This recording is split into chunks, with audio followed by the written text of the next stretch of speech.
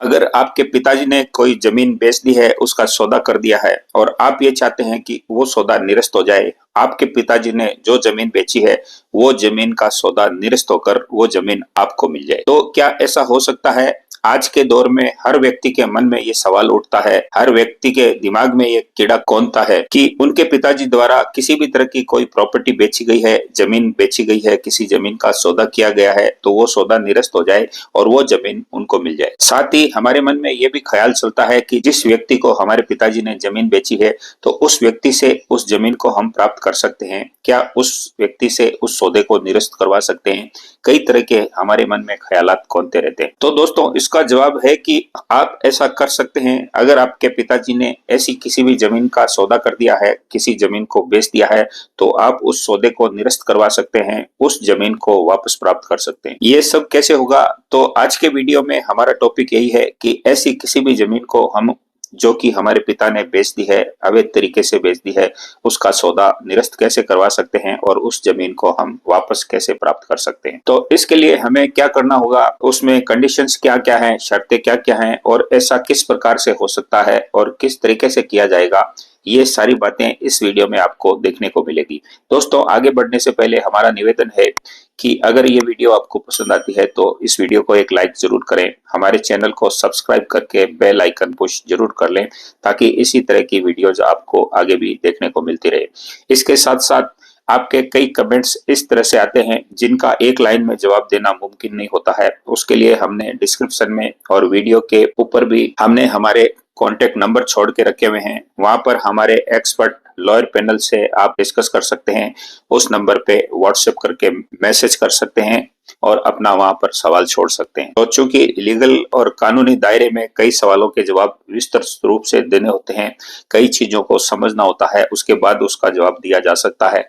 लेकिन कई लोग और कई हमारे व्यूअर ऐसा नहीं समझते, वो ये चाहते हैं कि हम एक लाइन में किसी भी तरीके से उनका जवाब दे दें। तो दोस्तों, ये सब मुमकिन नहीं होता है। किसी भी टॉपिक को, किसी भी सब्जेक्ट को समझने के बाद उसका जवाब दिया जा सकता है। तो दोस्तों, वीडियो में आगे बढ़ते हैं और आप जिस प्रॉपर्टी को, जिस सौदे को जो कि आपके पिता ने बेच दी है, सेल कर दी है, उसका सौदा कर दिया है, तो उसको निरस्त करवाने के लिए सबसे पहला जो काम आपको करना पड़ेगा वो ये है कि आपको ये साबित करना पड़ेगा कि आप उस पिता के बेटे हैं, यानी कि आप उस पिता से आपका रिलेशन आपको वहां पर साबित करना पड़ेगा। उसके लिए आपको ये प्रूफ करना पड़ेगा और आपको अपना कोई आईडी वगैरह देकर आपके पिता से आपका संबंध साबित करना पड़ेगा कि वास्तव में आप उस सौदे को कैंसिल करवाना चाहते हैं, तो आपका हक और आपका दावेदारी ये बनती है। दूसरा, अगर आप कोई भी दावा करेंगे तो वो संपत्ति पैतृक संपत्ति होनी चाहिए, यानी कि आपके पिताजी के नाम से उस संपत्ति का टाइटल है और अगर उन्होंने बेच दी है तो फिर आप इसमें कुछ नहीं कर पाएंगे। लेकिन अगर आपके पूर्वजों की संपत्ति है,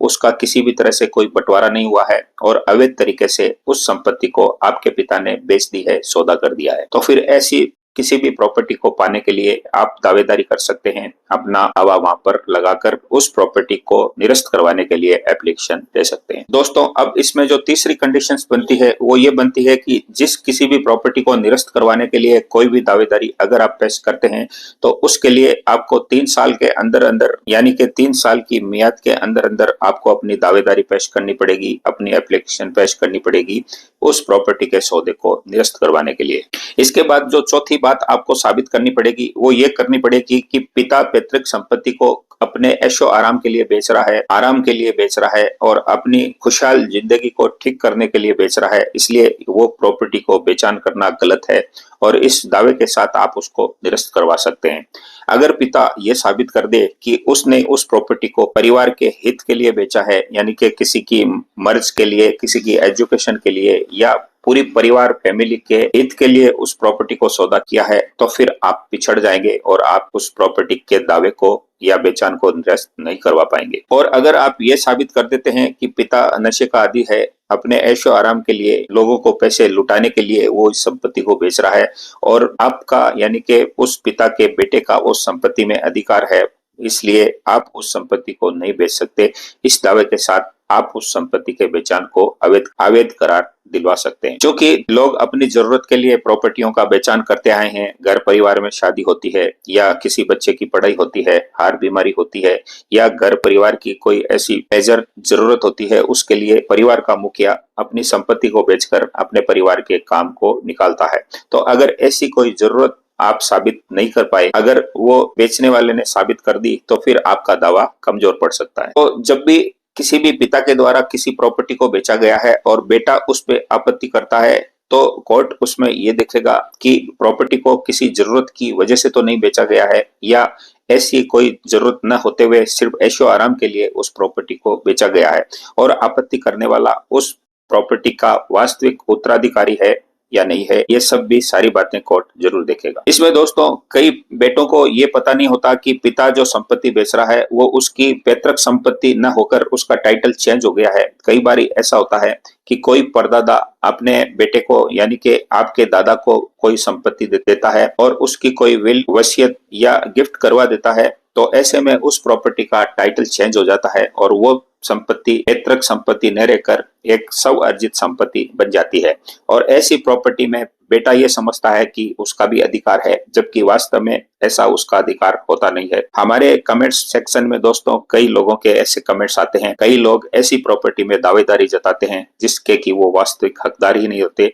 और हमारे पूछने पर वो ये बोलते हैं कि वो तो पैतृक संपत्ति है। और जब हम जांच करते हैं, उनसे पूरी बात पूछते हैं, तब पता चलता है कि उसका टाइटल चेंज हो चुका है, उसकी ओनरशिप चेंज हो चुकी है और वो पुश्तैनी प्रॉपर्टी से स्व अर्जित प्रॉपर्टी बन चुकी है। तो ऐसी किसी भी प्रॉपर्टी को वो व्यक्ति जिसके नाम से टाइटल्स है, जिसके नाम से उसके राइट्स हैं, वो उस प्रॉपर्टी को किसी को भी बेच सकता है, और ऐसी किसी भी प्रॉपर्टी पर आप अपना अधिकार नहीं जता सकते। अब चूंकि पैतृक संपत्ति से स्व अर्जित संपत्ति जब बन जाती है और उस व्यक्ति के पास उसकी ओनरशिप और टाइटल्स के अधिकार आ जाते हैं, तो वो व्यक्ति उस संपत्ति को चाहे जिसे बेच सकता है, चाहे जिसे वसीयत कर सकता है, चाहे जिसके नाम से उस संपत्ति को गिफ्ट कर सकता है, और चाहे जिस व्यक्ति के नाम से उस संपत्ति की पावर ऑफ अटॉर्नी करवा सकता है। ऐसे में उसका बेटा उस प्रॉपर्टी पर किसी भी तरह का अधिकार नहीं जता सकता। किसी भी कोर्ट में जाकर वो उस पर कोई भी आपत्ति दर्ज नहीं करवा सकता, और करवाता है तो उसका दावा खारिज किया जा सकता है। लेकिन अगर पूर्वजों से संपत्ति चली आ रही है, उसका किसी भी तरह से कोई बंटवारा नहीं हुआ है और वो संपत्ति बिना बंटवारे के पूर्वजों से सभी संबंधियों के उत्तराधिकारों के हक में बनी आ रही है, तो ऐसे में कोई भी उत्तराधिकारी उस संपत्ति में बंटवारे का दावा कर सकता है। और अगर कोई व्यक्ति अनाधिकृत रूप से उस प्रॉपर्टी को बेचने की कोशिश करता है, तो वो फिर बेचान अवैध होता है और इसमें कोई भी व्यक्ति आपत्ति लगा सकता है। और अगर ऐसी कोई पुश्तैनी संपत्ति है और कोई मुखिया इस संपत्ति को बेचना भी चाहे, तो वो सिर्फ उस हिस्से को बेच सकता है जो बंटवारा करने के बाद उसके हक में आए और उसके टाइटलशिप और ओनरशिप के राइट्स उसको मिल जाए। और अगर वो इससे अलग जाकर बाकी सारी संपत्ति का बेचान करता है, तो वो बेचान बाकी अन्य सदस्यों की बिना परमिशन और बिना हक अधिकार छोड़े वो नहीं बेच सकता है। और अगर वो ऐसा करता है तो फिर वो अधिकार उसका सारा शून्य हो जाते हैं, उसकी सारी खरीद बिक्री को अवैध करार दिया जा सकता है। जाहिर सी बात है दोस्तों, जब कोई मेरी संपत्ति है ही नहीं, मेरे पास किसी संपत्ति का राइट्स ही नहीं है, तो मैं उसको बेच कैसे सकता हूँ, कोई खरीद कैसे सकता है। और अगर मैं ऐसा किसी भी संपत्ति को बेच दूं तो सामने वाला तो आपत्ति करेगा ही। दोस्तों इसमें एक बात और आती है कि जो पुश्तैनी और पैतृक संपत्ति होती है और जिसमें की बंटवारा नहीं हुआ है, तो इसमें जिस व्यक्ति ने यानी कि इस परिवार में जिस व्यक्ति ने जन्म लिया है, तो उसका जन्म से इस संपत्ति पे राइट होता है। और अगर वो अपनी संपत्ति पे अधिकार जताना चाहे, तो 18 वर्ष की आयु के बाद वो अपना अधिकार स्वयं के हिसाब से जता सकता है। और 18 वर्ष से कम में अगर वो अपना हिस्सा लेना चाहे, बंटवारा करवाना चाहे, तो फिर उसके लिए एक गार्जियन और संरक्षक होना जरूरी है, तभी कानूनी रूप से लीगल तरीके से उस संपत्ति का बंटवारा हो सकता है। अब दोस्तों कोई ऐसी पैतृक संपत्ति है और उसका कब्जा आपके पिता के पास है, उस प्रॉपर्टी का किसी भी तरह से बंटवारा नहीं हुआ है और उस प्रॉपर्टी का टाइटल भी आपके पिता के पास नहीं है, तो ऐसे में कोई भी बेटा उस प्रॉपर्टी के लिए पार्टीशन सूट का दावा कर सकता है और उस प्रॉपर्टी का कोर्ट के द्वारा बंटवारा करवा सकता है। और अगर ऐसी संपत्ति को पिता ने किसी को बेच दिया हो, सेल कर दिया हो, तो बेटा आपत्ति दर्ज करवाकर ऐसी किसी भी संपत्ति की गिफ्ट डीड को या सेल डीड को निरस्त करवा सकता है, शून्य घोषित करवा सकता है। तो दोस्तों अब आगे के स्टेप में मैं आपको ये बताने वाला हूँ कि आप इस बेचान को रद्द कैसे करवा सकते हैं? किसी भी पिता के द्वारा अनाधिकृत रूप से किसी पुश्तैनी प्रॉपर्टी को अगर बेच दिया गया है, तो आप बेटे के होने के स्वरूप आप उसकी रजिस्ट्री को कैंसिल कैसे करवा सकते हैं? उसकी प्रक्रिया क्या है? तो इसमें सबसे पहले आपको ये देखना होगा कि आप वास्तविक उस प्रॉपर्टी के उत्तराधिकारी हैं और आपका उसमें हक हिस्सा बनता है। इसके बाद आपको ये देखना होगा कि आप 18 वर्ष से ज्यादा की आयु प्राप्त कर चुके हैं। इसके बाद आपको ये देखना होगा कि क्या वास्तव में उस प्रॉपर्टी को गलत तरीके से बेचा गया है, आपके हक और हिस्से को मारा गया है। ये सारी चीजें क्लियर आपके सामने होनी चाहिए। तो ऐसे में जब आप कोर्ट में जाकर इसके लिए अप्लाई करेंगे और कोर्ट ये देखेगा कि आपका दावा सही है, आप सारी शर्तों को पूरा करते हैं और वास्तव में आपके साथ गलत हुआ है, तो कोर्ट इसमें उस व्यक्ति के द्वारा बेचान की गई संपत्ति को शून्य करार दे देगा, रजिस्ट्री को कैंसिल करार दे देगा। और ये सारी गतिविधि आपको किसी भी प्रॉपर्टी के बेचान के 3 साल के अंदर अंदर करनी होगी, यानी कि इसकी 3 साल की समय सीमा का आपको ध्यान रखना पड़ेगा। तो दोस्तों, इस प्रकार से किसी भी पिता के द्वारा अनाधिकृत रूप से किसी भी पुश्तैनी प्रॉपर्टी को बिना बंटवारा किए अगर किसी को बेचान कर दिया जाता है,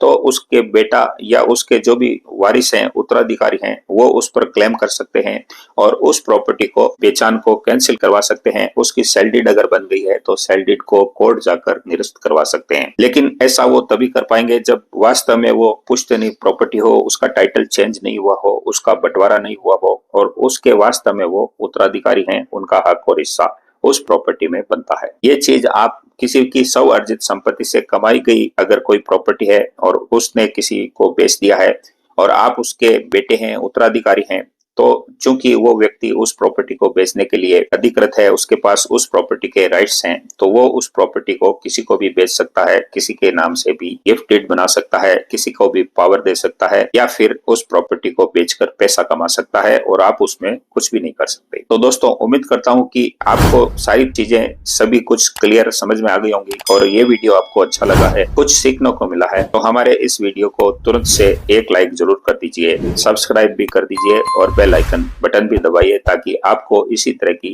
आने वाली वीडियोस आगे भी देखने को मिलती रहे। साथ ही दोस्तों, हमारे डिस्क्रिप्शन में हमारे नंबर दिए गए हैं। अगर आप कोई सवाल पूछना चाहते हैं, कोई कमेंट्स करना चाहते हैं, तो व्हाट्सएप पे हमसे संपर्क कर सकते हैं। लीगल एक्सपर्ट टीम से राय भी ले सकते हैं, उनसे कोई सवाल भी कर सकते हैं। तो हम मिलेंगे आपसे नए वीडियोस, नए टॉपिक और नए कंटेंट के साथ। तब तक के लिए नमस्कार, जय हिंद, जय भारत।